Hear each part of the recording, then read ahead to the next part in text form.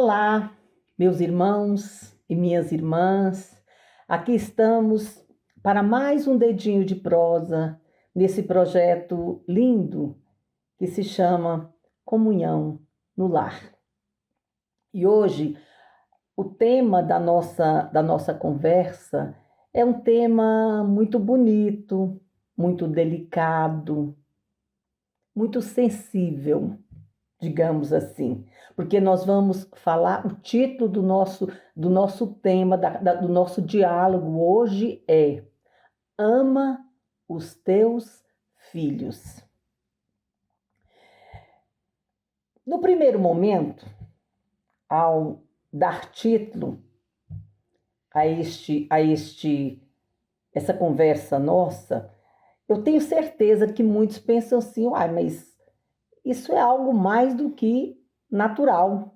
É a realidade da vida, é nós amarmos os nossos filhos. É verdade, mas a gente sabe também que no decorrer da nossa jornada, né, nessa nossa reencarnação, muitas das vezes os nossos filhos estão no rol de parentes apenas corporal, né? Consanguíneo. Muitas vezes os nossos filhos não constituem a nossa parentela espiritual. Às vezes não são espíritos afins. São espíritos que, devido à misericórdia de Jesus, que é o governador deste planeta, que é o nosso habitat, ele nos permitiu virmos reunidos com estes espíritos, muitas das vezes para reescrevermos capítulos da nossa história, da nossa jornada existencial, que não foram bem vividos, não foram sabiamente administrados em outras jornadas, né, em outras vidas, e aí Jesus nos dá essa oportunidade sublime de nos reunirmos novamente e traçarmos um outro enredo juntos. De acordo com os estudos sobre a doutrina espírita, os princípios dessa doutrina, eu costumo dizer que filho é a maior prova do amor de Deus para com os filhos teus. Assim como é uma prova de confiança que o Pai tem para conosco, que somos os genitores de novos espíritos que retornam, cada um com a sua bagagem de vida, né? com as marcas das suas dores, das suas alegrias, das suas frustrações, das suas conquistas. Portanto, é importante que exista o respeito, porque os nossos filhos não são propriedade nossa. Eles apenas vêm reunidos conosco no mesmo lar. Lembrando que lar não é um abrigo de corpos apenas, mas é, acima de tudo, um abrigo de almas. Almas que buscam se refazerem, se reestruturarem. Como eu disse, transformarem o enredo das suas vidas. Então é por isso que eu costumo dizer que é uma prova de confiança do Pai para conosco. Porque nós seremos, no primeiro momento da reencarnação dos nossos filhos, Nós somos aqueles pais e mães que vamos conduzi-los, que vamos ajudá-los na formação de valores, valores éticos e valores morais. E é bem verdade que muitas das vezes nós nos damos conta e sofremos com isso, porque percebemos que os nossos filhos seguem caminhos totalmente diferentes daqueles que nós ensinamos, que nós instruímos, que nós sugerimos. Porque eles também vão, ao longo da sua vida, construindo os seus valores, que nem sempre são aqueles que nós passamos. E é aí que está a dificuldade de continuarmos vivenciando por estes filhos que agem, que pensam, que seguem de forma tão diferente da gente, continuarmos amando, respeitando, contribuindo, ajudando da mesma forma.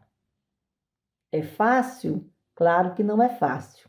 É aquilo que eu sempre digo: nada neste planeta de provas e expiações é fácil. Tudo aqui é muito oneroso emocionalmente, espiritualmente.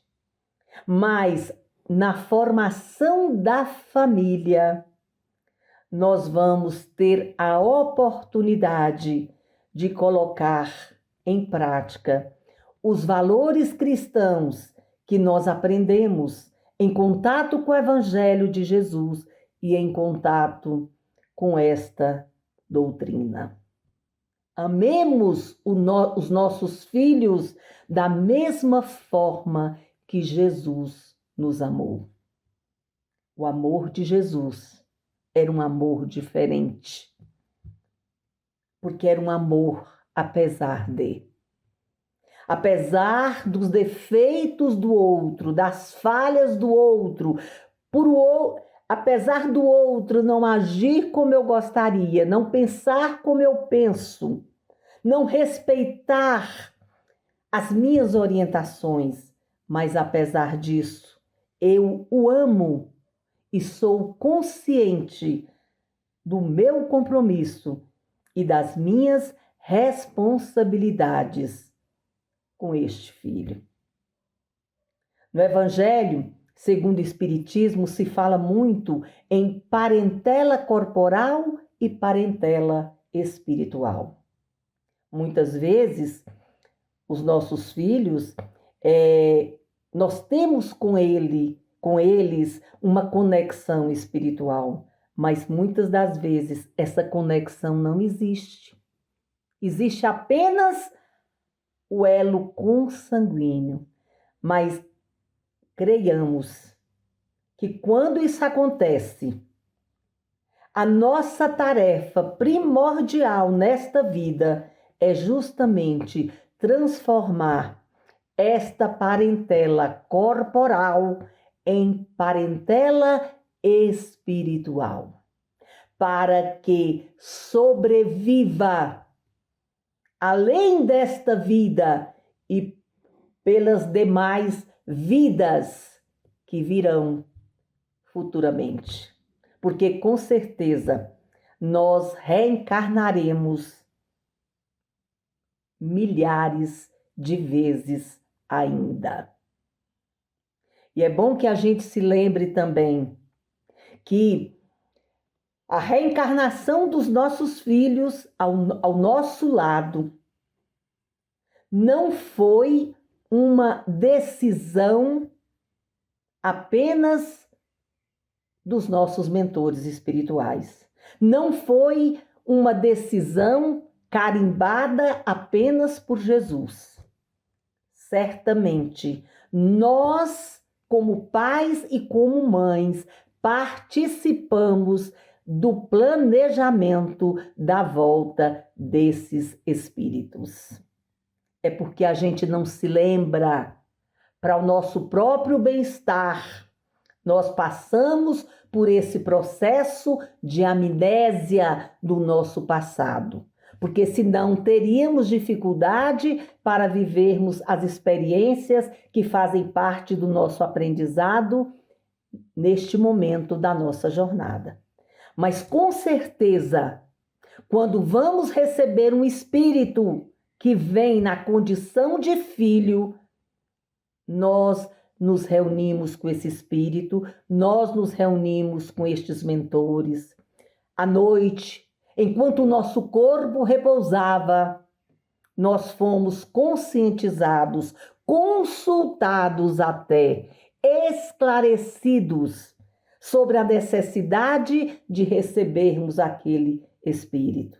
Fomos preparados quando se trata, por exemplo, de um desafeto, porque é muito comum que o espírito que veio como nosso filho é sim um desafeto, um algoz do passado, como nós também podemos ser em relação a eles. Por isso que a gente não pode ficar cobrando, esperando do filho reconhecimento, gratidão. Ofereçamos o melhor de nós como pais e como mães, entendendo que muitas vezes este espírito está no difícil exercício de aprender a nos amar. Porque no passado, muitas vezes, fomos nós os causadores de dores atrozes, de sofrimento, de sentimentos que o machucaram muito.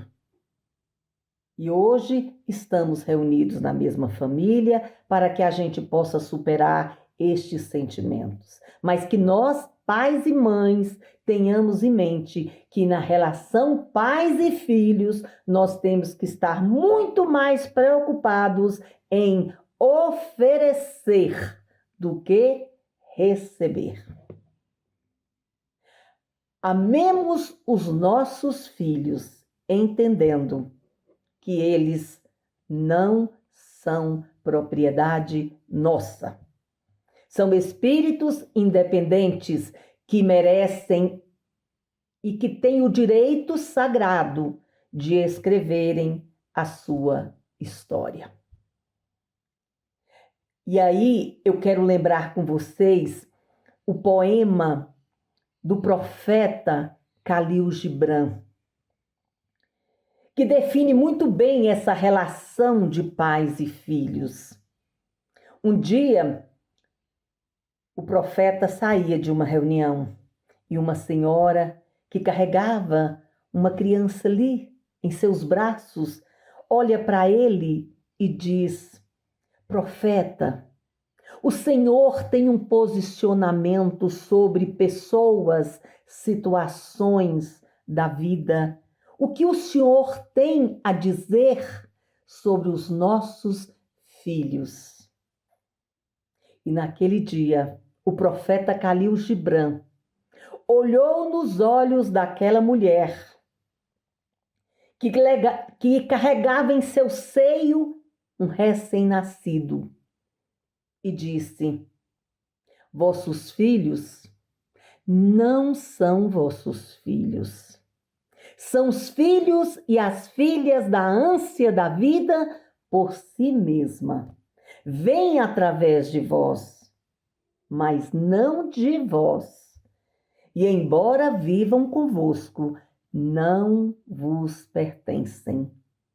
Podeis outorgar-lhes vosso amor, mas não vossos pensamentos, porque eles têm seus próprios pensamentos.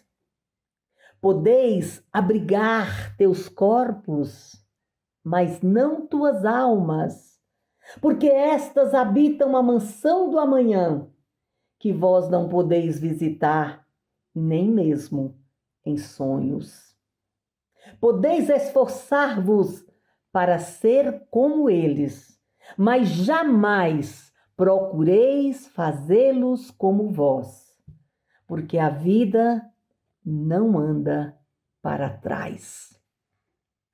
Vós sois o arco, de onde as flechas são arremessadas como flechas vivas.